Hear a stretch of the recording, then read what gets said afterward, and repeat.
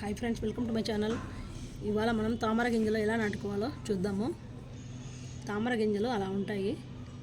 వాటిని అలా ఆ సైడ్ కాక వెనక సైడు కొంచెం రఫ్ చేసుకోవాలా.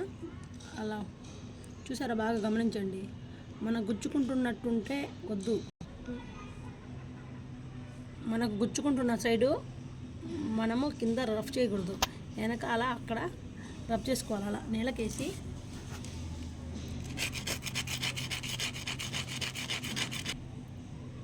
అలా రఫ్ చేసుకోవాలా.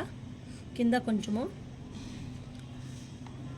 అటువైపు వదిలేయాలా, హోల్ ఉన్న వైపు అలా చేసుకోవాలా.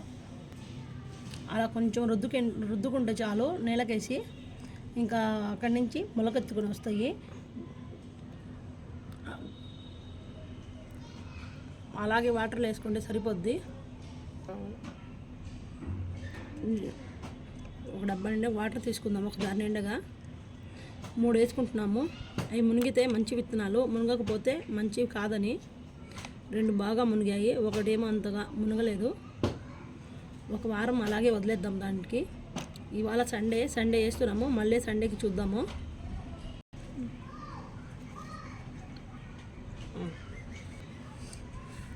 చూసారా, వారం రోజుల్లో ఎలా వచ్చాయి మొలకలు. 3 వేసాం మనము. ఆ 3 2 వచ్చేసాయి. బాగా చూడండి ఎలా వచ్చాయో.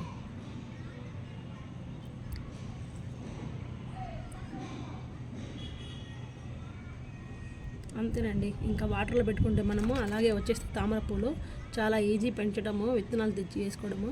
2 బాగా వచ్చాయి, ఒకటి బాగా రాలేదు. అండి ఇప్పుడు వస్తూ ఉంది అది. ఈ 2 మాత్రం బాగా వచ్చాయి. 3 విత్తనాల్లో 2 వచ్చాయి. ఒక టప్పు నిండా వాటర్ తీసుకొని ఇదండి, టప్పు నిండా వాటర్ తీసుకొని వాటర్లో కొద్దిగా మట్టి వేసుకుందాము కింద అడుగున.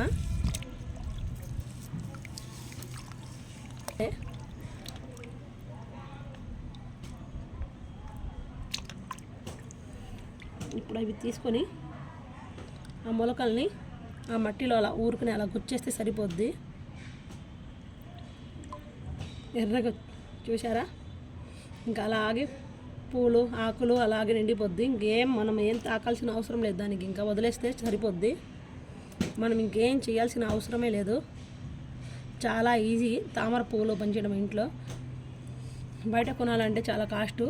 మనం సీడ్స్ తెచ్చుకొని ఇంట్లో వేసుకోవడం చాలా ఈజీ. మా ఈ వీడియో మీకు నచ్చినట్లయితే లైక్ చేయండి. మీరు కూడా ప్రయత్నించండి. ఇంట్లో ఎలా వచ్చాయో కామెంట్లో పెట్టండి. Thanks for watching.